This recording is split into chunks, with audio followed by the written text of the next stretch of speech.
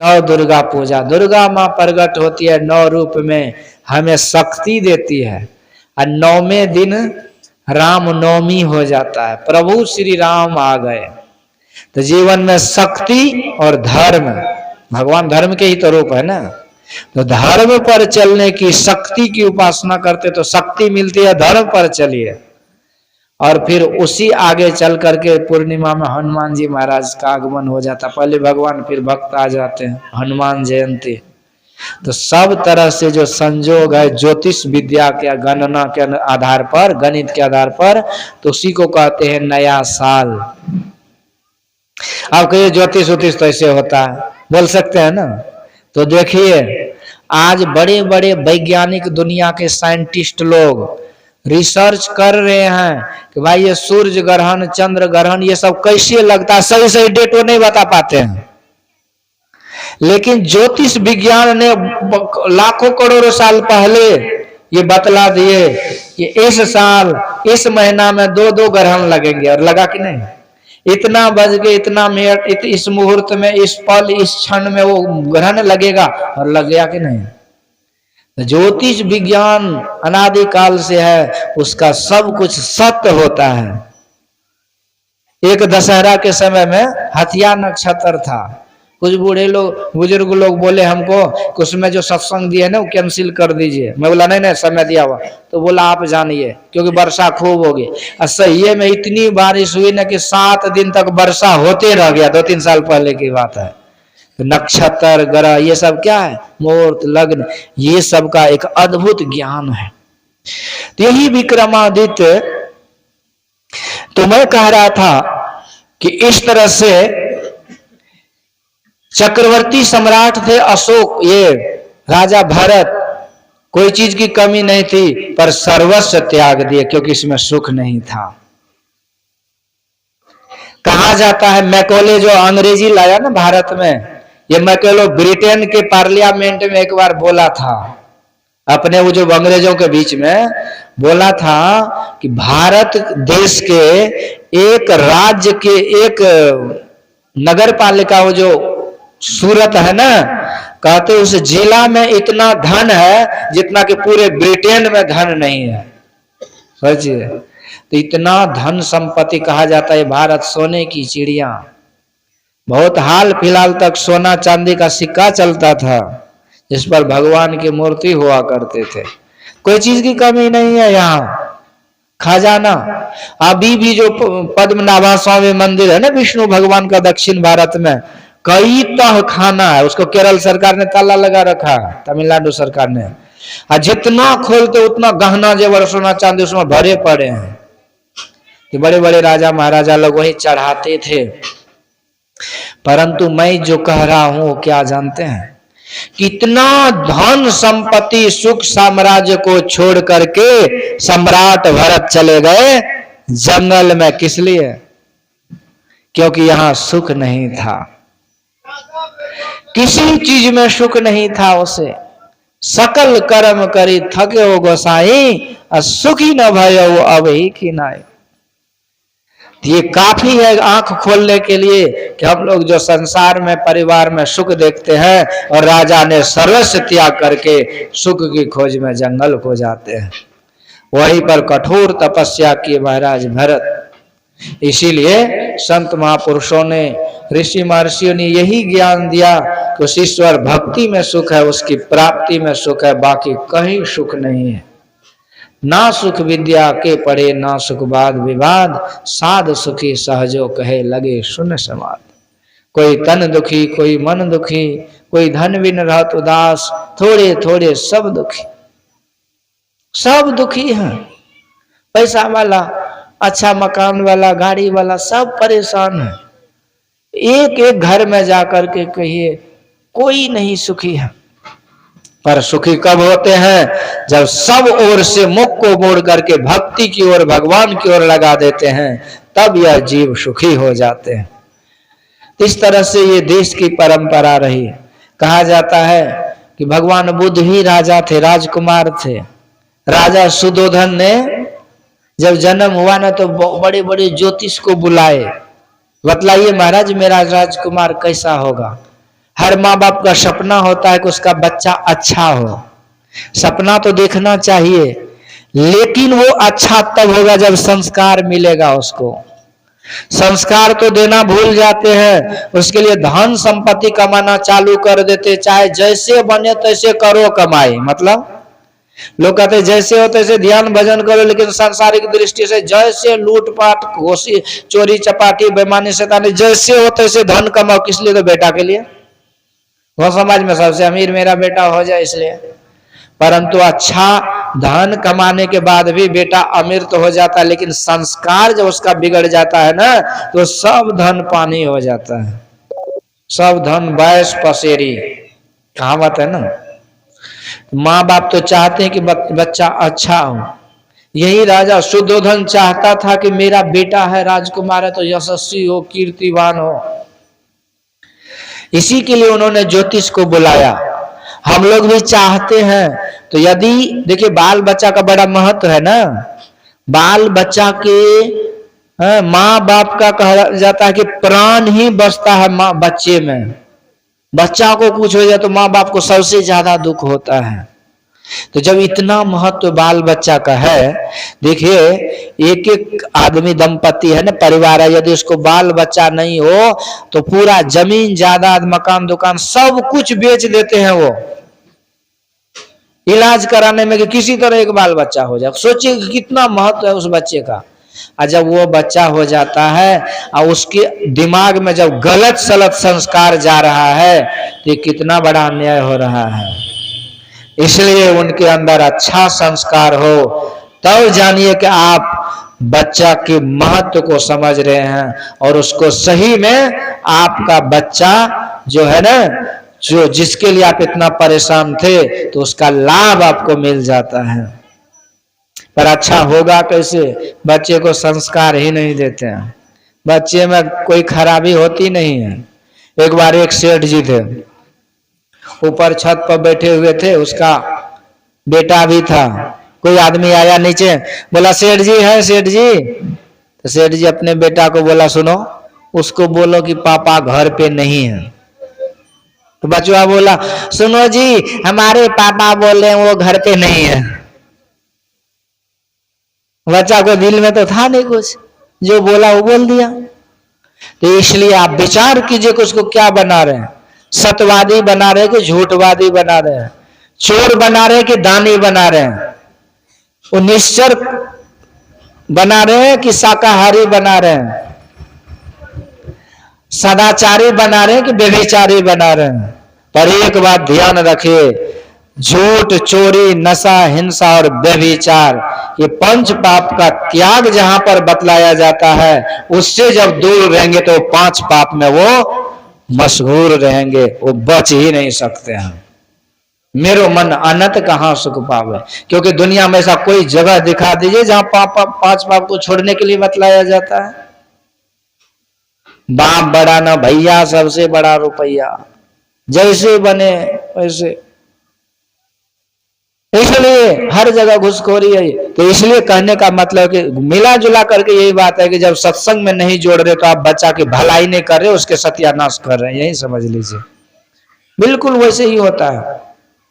तो यदि हम चाहते हैं कि बाल बच्चे अच्छे हो तो हमें अच्छा होकर के अच्छा ज्ञान उसे देना पड़ता है।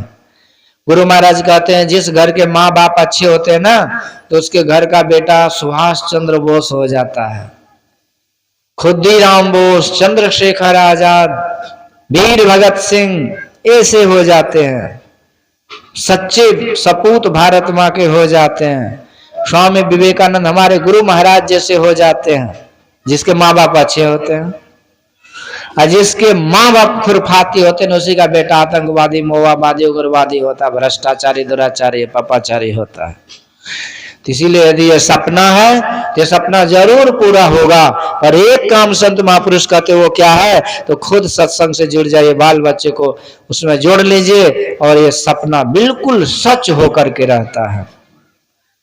शुद्धोधन को ज्योतिषों ने कहा, 7 ज्योतिष बुलाए थे, कहा महाराज बताओ मेरा राजकुमार कैसा होगा।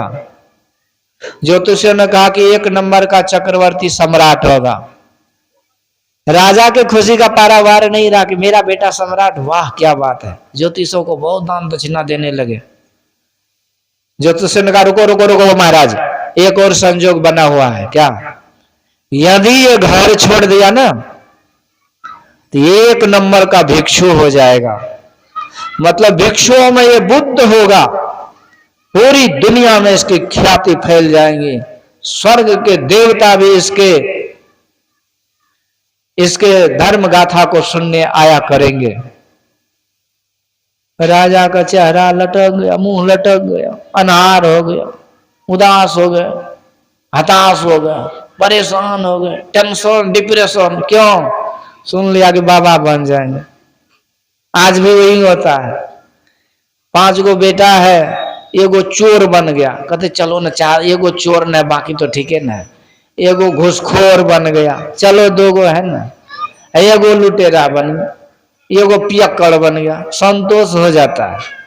लेकिन यदि एक भी कोई महात्मा बन गया तो ऐसे माथा कुड़ियाने लगता पूरा कपाड़ का केस नोच लेगा अपने से, बर्बाद हो गया, हमारा तो 7 पीढ़ी सत्यानाश हो गया, महात्मा बन गया। कितना टेंशन होता है। जबकि 7 पीढ़ी क्या, भगवान कहते हैं उसके 21 पीढ़ी का तो मैं उद्धार करता हूं प्रहलाद, जो जिस कुल में भक्त हो जाता है।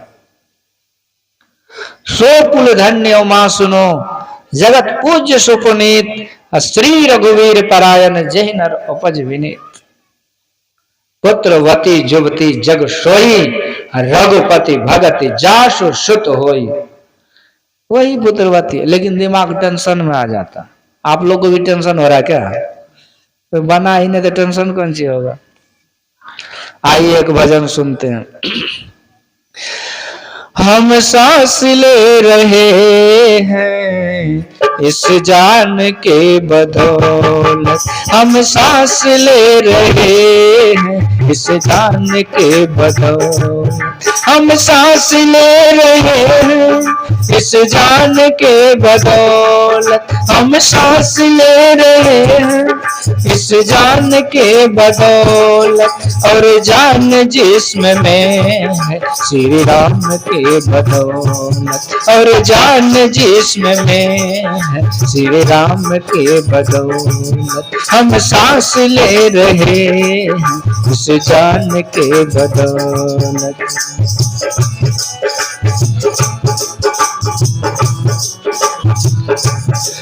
श्री राम नाम जप के, श्री राम नाम जप के लंका से जीत आए, श्री राम नाम जप के लंका से जीत आए।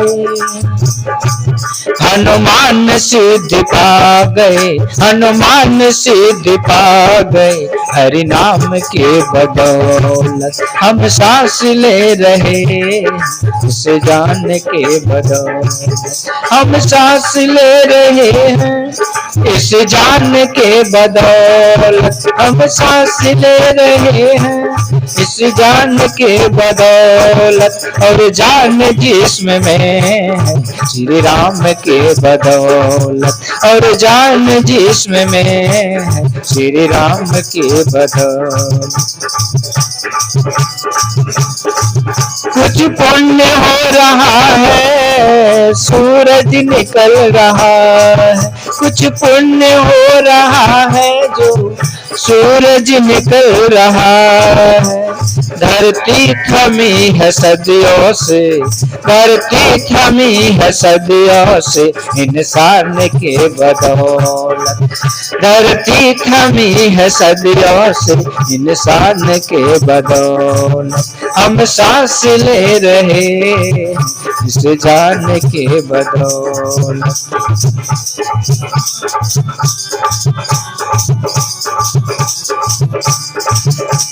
गर्भ हो रहा है विज्ञान के बदौलत, गर्भ हो रहा है विज्ञान के बदौलत, विज्ञान का वजूद है, विज्ञान का वजूद है भगवान के बदौलत, विज्ञान का वजूद है भगवान के बदौलत। हम सांस ले रहे हैं इस जान के बदौलत, हम सांस ले रहे हैं इस जान के बदौलत, और जान जिस्म में है श्री राम के बदौलत, और जान जिस्म में है श्री राम के बदौलत, श्री राम के बदौलत, श्री राम के बदौलत।